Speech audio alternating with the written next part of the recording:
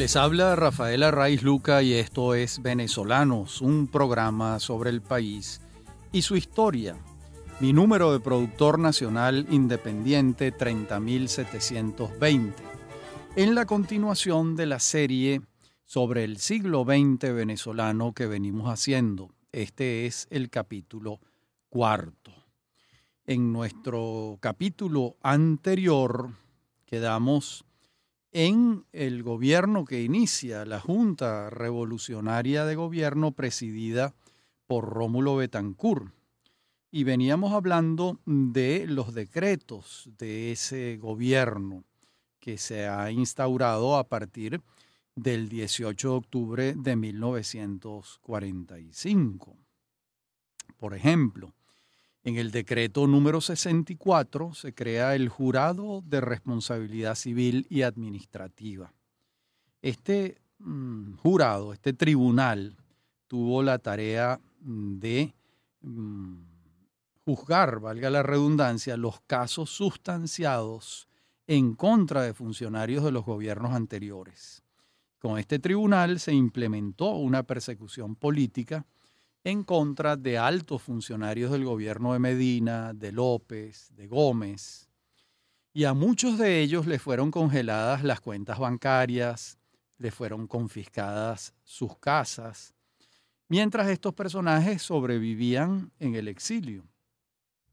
Este capítulo de la llamada Revolución de Octubre es visto con razón como una expresión retaliativa y formó parte de la justificación histórica que la propia Junta quiso darle a su carácter revolucionario.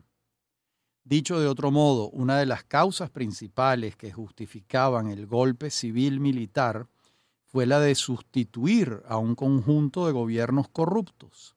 Esa era una de las líneas argumentales. De modo que perseguir judicialmente a quienes habían detentado esos gobiernos, a quienes habían incurrido en esas prácticas, era dentro de esta línea argumental lo más lógico. Sin embargo, años después, muchos de los integrantes de la Junta se arrepintieron de estos excesos, sobre todo de los que se cometieron en contra de personas de probada honorabilidad, porque en la dictadura de Juan Vicente Gómez y en los gobiernos de López y de Medina hubo gente honrada y honesta. De modo que aquí se aplica el viejísimo refrán que pagaron justos por pecadores en muchos casos. Este gobierno, entre los primeros decretos, va a legislar en torno a dos temas que les eran fundamentales: la educación y el movimiento sindical, porque eso formaba parte del proyecto modernizador de Acción Democrática. En cuanto a lo primero, era evidente que se buscaba una democratización y masificación de la educación. Y en cuanto a lo segundo, pues nada más elocuente que el nombramiento de Raúl Leoni como ministro del Trabajo. Leoni tiene la tarea de constituir desde su despacho centenares de sindicatos, 13 federaciones sindicales, a lo largo de estos 3 años en los que Acción Democrática ejerció el poder. De modo que estas dos áreas, educación y trabajo, junto con el área de petróleo e industria, fueron las más sensibles al nuevo proyecto político que se instrumentaba. Proyecto que le asignaba unas tareas al Estado que se profundizaban. Se profundizaban porque el Estado asume tareas que antes no tenía, realmente lo hace con el gobierno de López Contreras. Con el gobierno de Medina también se intensifica esto. Y con los gobiernos de Betancourt y Gallegos continúa intensificándose el papel del Estado en diversas áreas de la vida nacional. Hablábamos también en nuestro programa anterior que uno de los proyectos centrales de este gobierno era la convocatoria de una Asamblea Nacional Constituyente. Y el 28 de marzo de 1946 fue publicado en Gaceta Oficial el Estatuto Electoral para la elección de los representantes, los diputados, a la Asamblea Nacional Constituyente. Las elecciones tuvieron lugar el 27 de octubre de 1946 y estas fueron las primeras elecciones en Venezuela que tuvieron carácter universal. En otras palabras, las primeras elecciones que en nuestra historia votaron las mujeres. El resultado fue el siguiente. Acción Democrática obtuvo el 78,43% de los votos, COPEI 13,22% de los votos, URD 4,22% y el Partido Comunista Venezolano 3,62%. De modo que, así como AD se había constituido en 1941 y el Partido Comunista fue legalizado por Medina Angarita en 1945, COPEI y URD eran agrupaciones más recientes. Recordemos que COPEI, que significa Comité de Organización Política Electoral Independiente, se creó el 13 de enero de 1946. Allí se agrupaban a quienes habían cerrado filas antes en la Unión Nacional Estudiantil. Eran estudiantes de los colegios católicos de Venezuela, entonces encabezados por su líder, que fue Rafael Caldera, durante muchísimas décadas. URD, que significa Unión Republicana Democrática, se funda el 17 de febrero de 1946. La fundan Isaac Pardo, Elías Toro, pero muy pronto hay un cambio en la conducción del partido y pasa a dirigirlo Jovito Villalba, que era un político de gran trascendencia, un tribuno, un hombre que dominaba el verbo, profesor de Derecho Constitucional en la Universidad Central de Venezuela. Y estos fueron entonces los partidos concurrentes a la convocatoria de elecciones de la Asamblea Nacional Constituyente que se instala el 17 de diciembre de 1946. Allí, Andrés Eloy Blanco, el gran poeta y abogado, es electo presidente de la Asamblea. Y una vez en funciones, la Asamblea procedió a ratificar a la Junta Revolucionaria de Gobierno y empezó sus tareas para redactar la nueva Constitución que iba a ser la Carta Magna para el desenvolvimiento de la vida nacional. Para tal fin, la Asamblea designó una comisión redactora de la nueva Carta Constitucional, la nueva Carta Magna. Esa nueva comisión estuvo integrada por los siguientes: Gustavo Machado, que era el líder fundamental del Partido Comunista Venezolano; Juan Bautista Fuenmayor, que también era comunista; Lorenzo Fernández, del partido COPEI; Panchita Sublet Saluso y Mercedes Carvajal de Arocha; y Luis Augusto Dubuc, que militaba en las filas de Acción Democrática. Panchita Sublet Saluso, no recuerdo con exactitud en qué partido militaba, y Mercedes Carvajal de Arocha tampoco, pero de acuerdo con la composición sospecho que ha podido ser en URD. Esa comisión comienza a trabajar el 30 de enero de 1947, presenta un proyecto constitucional y la Carta Magna se sanciona, se aprueba el 5 de julio de este año de 1947. Y entonces queda derogada la Constitución de 1936, que a su vez había sido levemente modificada por Medina Angarita en 1945. Los debates para la redacción de la nueva Constitución duraron 6 meses y eso fue un acontecimiento importante en Venezuela porque se transmitieron por radio. Era la primera vez en nuestra historia que la gente podía seguir desde su casa los debates parlamentarios, las voces de los grandes parlamentarios que estaban allí discutiendo. Eso fue un gran acontecimiento público venezolano, porque se sentaban a escuchar las intervenciones de Rafael Caldera, de Jovito Villalba, de Luis Lander, por supuesto, de Andrés Eloy Blanco, de Gustavo Machado, de todos los que integraban la Asamblea Nacional Constituyente. Finalmente se aprueba y esta constitución consagra el principio político que venía desarrollándose y era el de la mayor actuación del Estado en los asuntos públicos. En el fondo, la Carta Magna le atribuyó mayores responsabilidades al Estado en su tarea de constructor de lo que se conocía entonces como un estado de bienestar. A su vez, la Constitución consagró las elecciones universales directas y secretas, eliminó las elecciones indirectas para todo cargo de elección popular. Esto fue un acontecimiento importantísimo porque fue un avance extraordinario de la democracia. Incorporó a la mujer a la vida política en igualdad de condiciones. Mantuvo el periodo presidencial de 5 años sin reelección, el quinquenio sin reelección inmediata. Y luego veremos cómo, sobre la base del nuevo cuerpo constitucional, se va a convocar a elecciones presidenciales y parlamentarias. Les decía que la búsqueda de mayores posibilidades de desarrollo económico para Venezuela fue un norte de la Junta desde el comienzo de su mandato. Recordemos que en diciembre de 1945 se firmó el llamado decreto del 50 y 50, que en otras palabras pechaba a las compañías petroleras, logrando que por su actividad durante ese año pagaran una mayor cantidad de impuestos sobre la renta. Y el espíritu de este decreto se mantuvo y el Estado buscó pechar cada vez más a las empresas.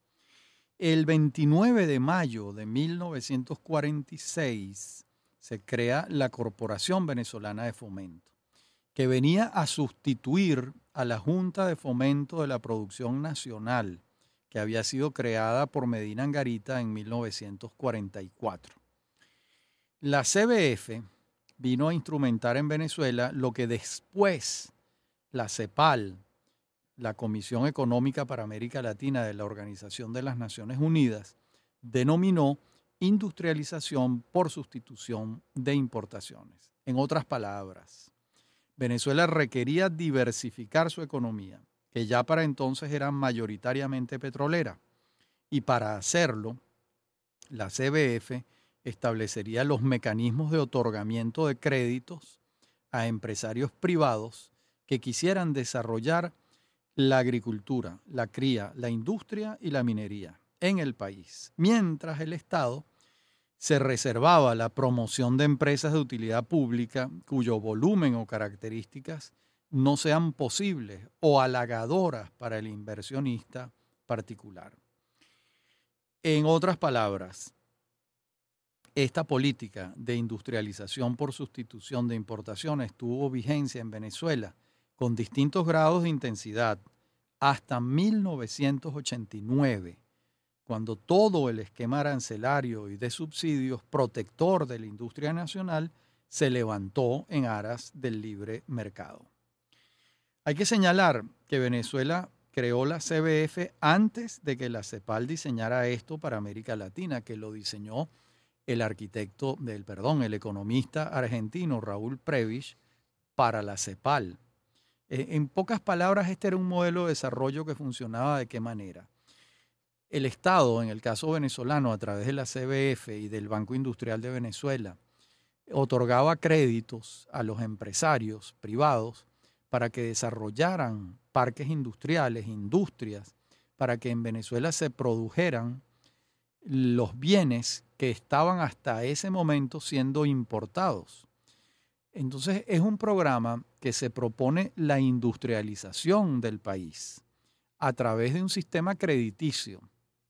El Estado, con la renta petrolera, recoge recursos. La CBF, a través de sus mecanismos de análisis de crédito, de viabilidad y de factibilidad de los proyectos que se le presentaran, otorgaban créditos para que los empresarios privados desarrollaran industrias en Venezuela. ¿Eso ocurrió solo en Venezuela? No, ese es un proyecto continental. Eso ocurrió en toda América Latina, desde México hasta la Patagonia se asumió ese proyecto de industrialización. Y en casi toda América Latina tuvo vigencia más o menos hasta 1989, 1990, 1991, cuando todo el continente abrió sus puertas al comercio internacional y se pasó a otro modelo de desarrollo económico. Entonces, es justicia recordar que quien instaura en Venezuela este sistema, incluso antes que la CEPAL de la Organización de las Naciones Unidas, es el gobierno de Betancur cuando funda la Corporación Venezolana de Fomento. Vemos también entonces las elecciones que van a ocurrir en 1947. Los comicios tuvieron lugar el 14 de diciembre de 1947 y resultó electo el maestro Rómulo Gallegos, candidato de Acción Democrática. Obtuvo el 74,47% de los votos. En segundo lugar llegó Rafael Caldera con 22,40% de los votos. Y en tercer lugar, Gustavo Machado con 3,2% de los sufragios. Era la primera vez en toda nuestra historia republicana que tenían lugar unas elecciones universales para elegir al presidente de la República. Les recuerdo, no fueron las primeras elecciones directas. Las primeras elecciones directas habían tenido lugar en abril de 1860, cuando los venezolanos elegimos a Manuel Felipe de Tovar como presidente de la República. Ahora, con la elección de Gallegos, el maestro de muchos integrantes de la generación del 28, los miembros de la Junta Revolucionaria de Gobierno cumplían el decreto que ellos mismos habían redactado y que les impedía presentarse como candidatos en esa contienda. En el mismo acto en que se elige a Gallegos, se eligieron diputados y senadores del Congreso Nacional, porque ya la Asamblea Nacional Constituyente terminaba su tarea fundacional de redacción de la Constitución Nacional y pasaba a elegirse otro poder legislativo. Y también en ese momento se eligieron concejales y diputados a las asambleas legislativas de los estados. Por primera vez en muchos años, el presidente de la República gozaba de una legitimidad total. Lo había elegido el apoyo mayoritario del pueblo venezolano. Les recuerdo, 74,47% de los votos. Nadie, ningún otro presidente venezolano ha sido electo con mayor respaldo en elecciones democráticas, porque en el pasado, en el siglo XIX, en elecciones muy imperfectas, probablemente alguno se eligió con un mayor porcentaje. Pero en elecciones democráticas, esta es la cifra más alta que ha alcanzado algún candidato alguna vez. Bien, viene la toma de posesión de la presidencia de la República por parte de Rómulo Gallegos. Eso ocurre el 15 de febrero de 1948. Y entonces tiene lugar un acontecimiento cultural de gran importancia. Y es que el escritor Juan Liscano organiza en el Nuevo Circo de Caracas, para celebrar la asunción de la presidencia de Gallegos, un festival folclórico en el que logró reunir diversas agrupaciones musicales de todo el país. Y por primera vez en su historia, las expresiones culturales vinculadas con las distintas regiones de la geografía nacional se dieron cita en un solo lugar. Esto trajo como consecuencia que cultores de distintos instrumentos que jamás se habían visto ni escuchado coincidieran en un mismo tiempo y espacio. Hay que explicar esto. Estamos en 1948, existe la radio, pero no existe la televisión. Entonces, cuando se reúnen una orquesta, un conjunto musical de polo margariteño y por primera vez ven enfrente en el mismo evento a un conjunto de calipso del Callao, eso está ocurriendo por primera vez. Ellos no había manera de que se conocieran, de que se contactaran. Por eso es que esto fue tan importante para para la cultura venezolana, este evento organizado por Liscano, que además se había previsto para una noche y tuvo que prolongarse prácticamente una semana y repetir el evento todas las tardes, todas las noches, porque la población no salía de su asombro con lo que estaba viendo, porque era la primera vez que podía ver las manifestaciones musicales y dancísticas del pueblo venezolano, en su variedad extraordinaria, extraordinaria, como lo es. Bien, en lo sustancial del proyecto político de AD, el gobierno de Gallegos continuó con sus pautas fundamentales, pero la base de sustentación militar fue resquebrajándose, cosa que Gallegos no contemplaba, ya que su ministro de la Defensa, quien era Carlos Delgado Chalbó, era tenido por el propio Gallegos como una persona muy cercana, muy querida. Delgado Chalbó había vivido en el apartamento de Gallegos en Barcelona junto con él. Había una relación de amistad importante, ¿no? De modo que la confianza que tenía Gallegos en su ministro de la Defensa era casi total, al punto que durante el único viaje que realizó Gallegos en funciones, que fue un viaje a los Estados Unidos en julio de 1948, dejó encargado de la presidencia de la República a Delgado Chalbó y no dejó a Eligio Anzola Anzola, quien se desempeñaba como ministro de Relaciones Interiores. Así le tendría confianza Gallegos a Delgado Chalbó, que lo dejó encargado de la presidencia. De modo que estos hechos hablan de la legitimidad con que Gallegos se conducía.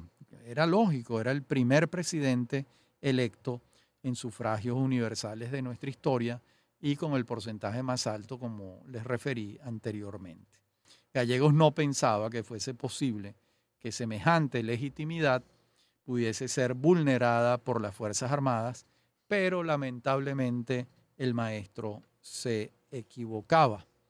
Lamentablemente. Decíamos en la parte anterior del programa que no pensaba Gallegos que su legitimidad pudiese ser vulnerada por las Fuerzas Armadas de entonces. Y decíamos que se había equivocado. Un sector determinante de los militares que calladamente adversaba a Betancur fue articulándose en contra del propio Betancur y del gobierno de Gallegos.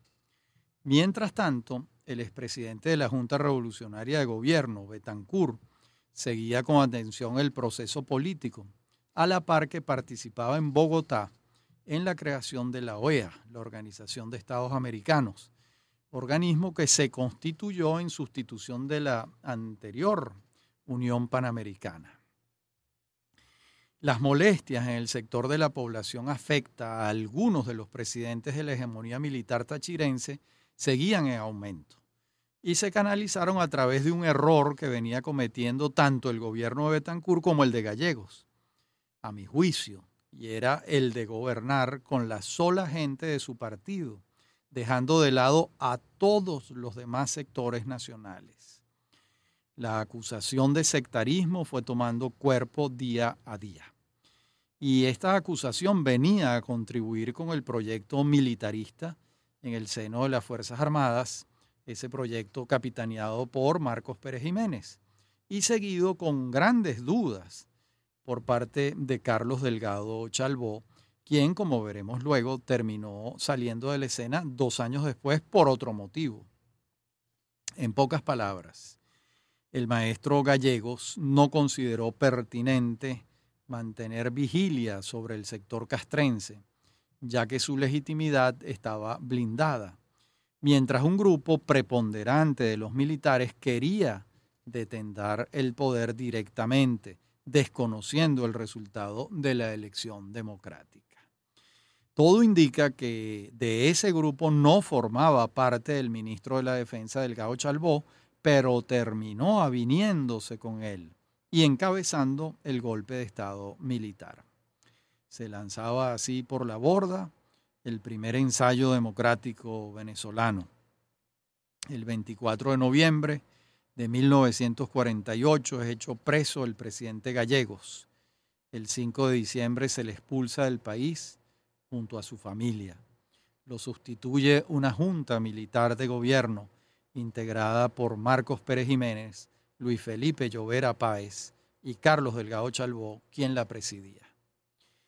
Y entonces este periodo, que se inicia el 24 de noviembre de 1948 y que va a culminar el 23 de enero de 1958, estos 10 años van a estar signados por la presencia militar y por el origen ilegítimo de los gobiernos, lo que se llama, en puridad de criterio, gobiernos de facto, es decir, gobiernos que no han sido electos democráticamente. Ese primer gobierno, presidido por Carlos Delgado Chalbaud, va a estar de 1948 a 1950. Y ese gobierno emana de un golpe de Estado militar en contra del gobierno de Gallegos. El segundo gobierno, de 1950 a 1952, presidido por Germán Suárez Flamerich, no se fundamentó en ninguna elección, sino en la designación a dedo por parte de la Junta Militar de Gobierno del doctor Suárez Flamerich, de modo que es un gobierno de facto. El tercero, de 1952 a 1958, surgió de un fraude electoral en contra de la voluntad popular y ese gobierno lo va a presidir Marcos Pérez Jiménez. De modo que los tres gobiernos fueron de facto, nunca fueron de iure, como suele decirse, es decir, de derecho, fundamentados en la ley, ya que en su origen no gozaron de legitimidad democrática. Por ello puede hablarse de una dictadura militar al hacer referencia a la década de 1948 a 1958. Pero también deben señalarse los matices que en esta década tuvieron lugar. Las investigaciones más recientes señalan que la iniciativa del golpe militar contra Gallegos la tuvieron Pérez Jiménez y Llovera Páez, mientras Delgado Chalbaud se sumó a última hora y con muchas dudas. Se cuenta con testimonios que indican que si Delgado no se sumaba a la conjura, sería dejado de lado, haciéndosele preso, obviamente. De modo que su dilema era complejo, álgido. O se sumaba y encabezaba la Junta Militar de Gobierno siendo presidente, o se preservaba en honor a la legitimidad democrática con la que había sido electo Gallegos, pero iba preso. Optó por lo primero. La primera alocución del presidente de la Junta Militar, Carlos Delgado Chalbaud, es vista con la distancia del tiempo con asombro. Fíjense lo que él dice el 26 de noviembre en una declaración pública que hace. Voy a leerles. La Junta Militar quiere dejar categórica constancia de que este movimiento no se orienta de ninguna manera hacia la instauración de una dictadura militar, ni abierta ni disimulada, a fin de exigir al pueblo que no debe dejarse engañar por quienes pretenden propagar lo contrario. No se ha asumido el poder para atentar contra los principios democráticos, sino para obtener su efectiva aplicación y preparar una consulta electoral a la cual concurra toda la ciudadanía en igualdad de condiciones. Fin de la cita. Y uno se pregunta, ¿cómo había sido la consulta electoral anterior? ¿No hubo libertad para votar por quienes los venezolanos quisieron? Por supuesto que sí. Por eso es que esta argumentación resulta incomprensible. Como vemos, la justificación del golpe se basaba en la democracia que, al parecer, los militares consideraban que no había tenido lugar en la elección de Gallegos. Y uno se pregunta, ¿y por qué? Esta argumentación se cae por su propio peso. En el fondo, lo que estaba en marcha era la ambición de un sector preponderante de los militares por el mando, y por ello dieron lo que se llamó un golpe frío, es decir, sin armas, sin resistencia, sin heridos ni enfrentamientos. El partido político que llevó a Gallegos a la presidencia, Acción Democrática, prácticamente no tenía cómo enfrentar a los hombres armados. Y así concluía un periodo de 3 años en el que dos fuerzas convivieron enfrentándose subrepticiamente. las fuerzas militares que dieron el golpe del 18 de octubre de 1945 y las civiles de Acción Democrática que también participaron del mismo hecho. Se imponían otra vez las tendencias militaristas en contra de las civilistas, dándose la extraña paradoja de ser el comandante Delgado Chalbaud un militar civilista. En este sentido y en otros, el hijo de Román Delgado Chalbaud siempre será un personaje enigmático de nuestra historia. Y con la extraña aclaratoria según la cual la Junta Militar sustituye a un gobierno electo democráticamente para disponerse a convocar elecciones en lo sucesivo, así comienza el gobierno de Carlos Delgado. Entre sus primeras medidas está la de invalidar los juicios del tribunal que condenó por peculado a los funcionarios de los gobiernos de López Contreras y Medina Angarita. Muchos de ellos, entre otros Uslar Pietri, recuperaron sus casas. De inmediato, además, se ilegalizó a Acción Democrática y muchos de sus dirigentes salieron al exilio o pasaron a la clandestinidad.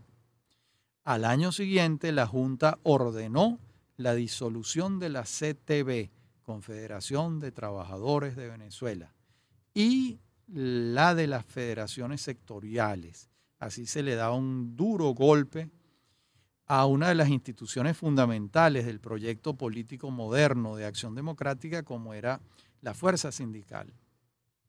También de inmediato la Junta desconoció las disposiciones de la Constitución Nacional de 1947 y afirmó que imperaría la de 1936, salvo en los casos en los que la de 1947 fuese más progresista.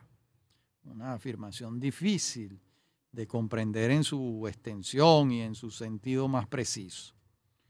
Recordemos que esa Constitución del 47 fue el producto de una Asamblea Nacional Constituyente y que había consagrado la elección universal, directa y secreta.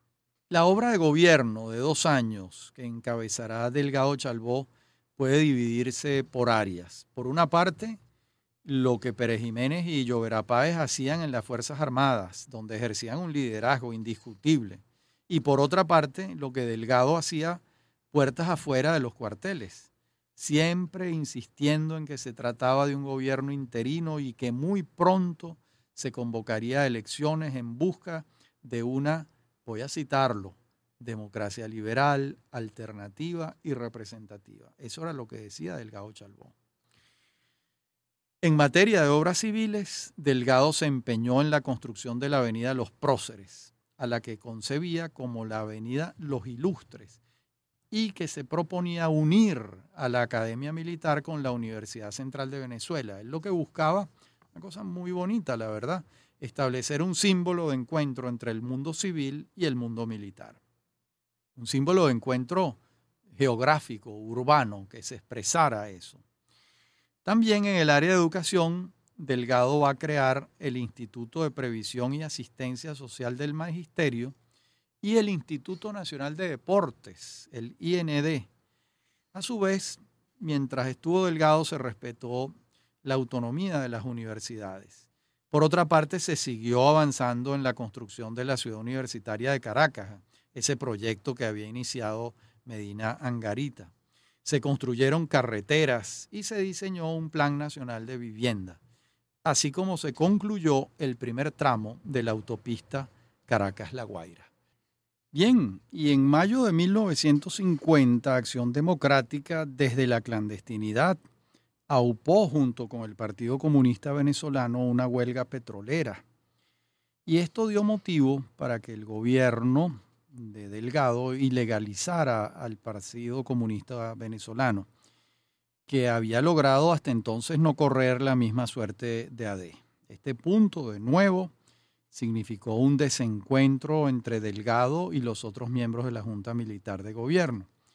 Como vemos, me refiero a que no había ilegalizado todavía al Partido Comunista Venezolano. Como vemos, la realidad iba deslindando posiciones.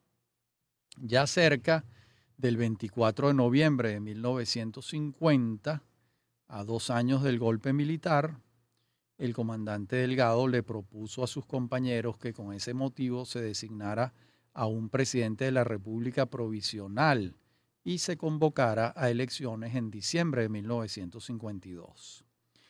Delgado Chalbaud había pensado en el doctor Arnoldo Gabaldón, un médico sanitarista de enorme prestigio en el país por su combate contra el paludismo. Algunos pensaron que el propio Delgado aspiraría a ser electo presidente, pero yo no tengo constancias documentales de este propósito. En todo caso, una vez formulada la proposición por parte de Delgado a sus compañeros, estos dijeron que habría que consultar con las Fuerzas Armadas tal proposición. Y aquí viene la pregunta: ¿guarda relación este hecho con el asesinato de Delgado Chalbaud el 13 de noviembre de 1950? No lo sabemos. Hay analistas que señalan que podría haberlo, pero no hay ninguna constancia de que esto fuese así. Sin embargo, era evidente que Pérez Jiménez y Llovera Páez no tenían ninguna intenciones de convocar a elecciones democráticas. Por ello, le manifiestan a Delgado que consultarán con las Fuerzas Armadas, lo que para muchos pudiera ser interpretado que se preguntarían a ellos mismos, porque las Fuerzas Armadas la controlaban ellos. Por otra parte, para Delgado la consulta era innecesaria porque él mismo la anunció cuando la Junta Militar dio el golpe de Estado contra Gallegos. Pero estos dilemas desaparecieron de la escena con el magnicidio de Delgado Chalbaud. Nadie desde el gobierno recordó que había que cumplir con la promesa de convocar a elecciones universales, directas y secretas. Una promesa que se hizo al día siguiente de haberle dado el golpe al maestro Gallegos. Y sobre el magnicidio de Delgado Chalbaud han corrido ríos de tinta analizando el episodio y sus causantes. El único magnicidio que ha ocurrido entre nosotros, porque las otras muertes de presidentes en ejercicio no son magnicidios. La muerte de Francisco Linares Alcántara, la muerte de Hugo Chávez, son muertes por enfermedades. Resumo los hechos. Al no más salir de su casa en el Pedregal del Caracas Country Club el 13 de noviembre de 1950, el comandante Delgado y su comitiva muy pequeña fueron interceptados por un comando encabezado por Rafael Simón Urbina. Y una vez trasladado de su vehículo al de sus captores, al vehículo donde iba Urbina y sus compañeros, se dirigieron a la calle La Cinta en la urbanización Las Mercedes. Esa calle queda muy cerca de la iglesia de la Guadalupe, en Las Mercedes. Allí quedaba la casa de Antonio Aranguren y se había convenido entre Aranguren y Urbina que allí fuese secuestrado el comandante Delgado. Pero el azar quiso que en el trayecto a uno de los seguidores de Urbina se le fuera un tiro por impericia o por estar en ese momento dominado por alguno de los paraísos artificiales que crea el alcohol, y ese tiro se lo pegó en el tobillo al propio Urbina. Y Urbina empezó a perder sangre copiosamente, porque las piernas y el tobillo particularmente sangra con mucha facilidad. Y en situación de pánico, con Urbina malherido y los integrantes de su comando en estado de ebriedad, le cayeron a tiros a Delgado Chalbaud una vez que habían llegado a la casa en Las Mercedes. Al parecer, este no era el destino que se tenía previsto, sino el de obligarlo a renunciar. Pero no tenemos forma de saberlo con exactitud, ya que cuando Urbina es trasladado de una cárcel a otra después de haberse entregado, fue ultimado a balazos por una comisión de la Seguridad Nacional, que era la policía política de la época. En otras palabras, quien hubiera podido confesar si había un vínculo entre él y los otros integrantes de la Junta Militar o cualquier otro interesado en la renuncia o muerte de Delgado, pues no estaba para confesarlo. Se había ido al otro mundo. Testimonios de bando y bando abundan, pero lo único cierto es que el comandante Delgado murió y de inmediato la Junta Militar comenzó a buscarle un sustituto, ya que Pérez Jiménez se cuidó mucho de no sucederlo él para no darle crédito a la hipótesis del interés en su muerte. En los días sucesivos se pensó otra vez que el doctor Arnoldo Gabaldón sucedería a Delgado, como había sido la voluntad de Delgado. Y de hecho comenzó a despachar desde Miraflores el doctor Gabaldón a la espera de la confirmación en el cargo por parte de la Junta Militar. Pero esa confirmación nunca llegó. Más bien la Junta prefirió al doctor Germán Suárez Flamerich, quien entonces era embajador de Venezuela en Perú. Y este toma posesión el 27 de noviembre y se modifica la denominación de la Junta, pasando a llamarse Junta de Gobierno, ya que el nuevo integrante era civil, no era una junta militar. Y aunque buena parte de la historiografía simplifica los años que van de 1948 a 1958, como los de la dictadura militar de Pérez Jiménez, la verdad es que hay matices que no deben olvidarse. Uno es el de Suárez Flamerich. Por más que sea unánime la opinión según la cual quien ejercía el poder era Pérez Jiménez y no Suárez Flamerich, pues se trataba de una junta de gobierno en la que las Fuerzas Armadas tenían el mayor peso. Sin embargo, el que gobernaba titularmente era Suárez Flamerich. Lo que podía hacer él como civil que encabezaba el gobierno era muy poco. Además, no se cuentan con pruebas que certifiquen que Suárez pensaba distinto a los otros integrantes de la Junta de Gobierno. El tema de las elecciones presidenciales y de los representantes al Congreso Nacional, que estaba pendiente para diciembre de 1952, de acuerdo con el quinquenio que fijaba la Constitución de 1947 y la de 1936, igual. De acuerdo con eso, la Junta de Gobierno resolvió convocar a una Asamblea Nacional Constituyente que redactara una nueva constitución en vez de elegir un nuevo mandatario. En el fondo, Pérez Jiménez no se quería medir en unas elecciones y se buscó este subterfugio de elegir unos diputados que integraran una Asamblea Constituyente que a su vez redactara una nueva constitución. La verdad es que, bueno, eso fue un subterfugio.